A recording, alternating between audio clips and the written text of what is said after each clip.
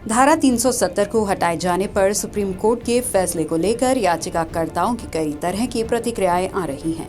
हरियाणा के नेता प्रतिपक्ष और कांग्रेस के वरिष्ठ नेता भूपेंद्र सिंह हुड्डा ने सुप्रीम कोर्ट के फैसले का तो स्वागत किया है, लेकिन अमित शाह पर निशाना साधते हुए ये कह दिया कि उन्हें कोई जानकारी नहीं है, वो कुछ भी बोलते रहते हैं। देखिए, फैसला तो ऑब्वियस था कि 370 जो है जब लगाया गया, जब भी यही था कि भाई ये डिल्यूट हो गया था, 64 में ही डिल्यूट हो गया था, 64 से उस टाइम भी डिल्यूट होना शुरू हो गया था। 370 की कोई वो नहीं थी, भाई नेशनल हाईवे बन रहे थे, जम्मू कश्मीर जो है हिंदुस्तान का पार्ट बन चुका था, इंटीग्रल पार्ट है, कोई अलग से उनको प्रवृत्ता नहीं थी, तो ये तो कोई वो नहीं था। और जो अब लेकिन तुरंत चुनाव कराने चाहिए उसके, ये सवाल इस बात का है जिस प्रकार से यूटी बनाई और वो लद्दाख अलग किया है, उससे वो सवाल है। सवाल 370 का नहीं है, और चुनाव तुरंत कराएं।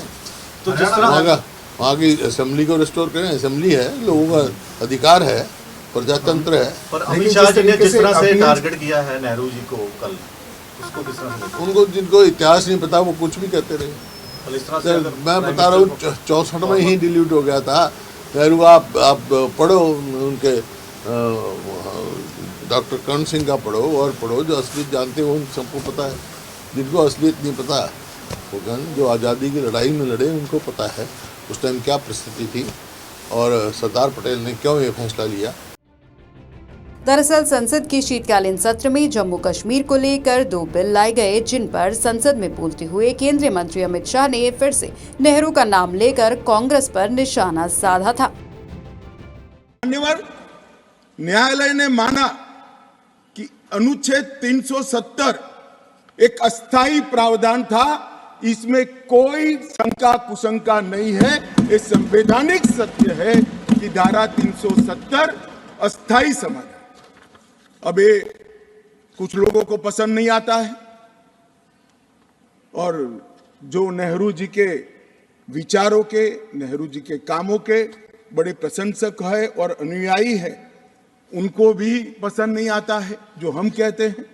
मगर मैं उनको बड़ी विनम्रता से पूछना चाहता हूं, अगर धारा 370 इतनी ही न्यायिक थी, इतनी ही जरूरतमंद थी, तो इसके सामने एक ही आर्टिकल है मान्यवर जिसके सामने टेम्पररी शब्द का उपयोग किया गया, वो स्वयं नेहरू जी ने क्यों किया होगा? जो लोग कहते हैं कि धारा 370 परमानेंट है, वो संविधान सभा की मंशा का अपमान कर रहे हैं, संविधान का अपमान कर रहे हैं। इसी का जवाब देते हुए भूपेंद्र हुड्डा ने केंद्र पर निशाना साधते हुए कहा कि जम्मू कश्मीर में चुनाव कब होंगे, केंद्र ये बताए।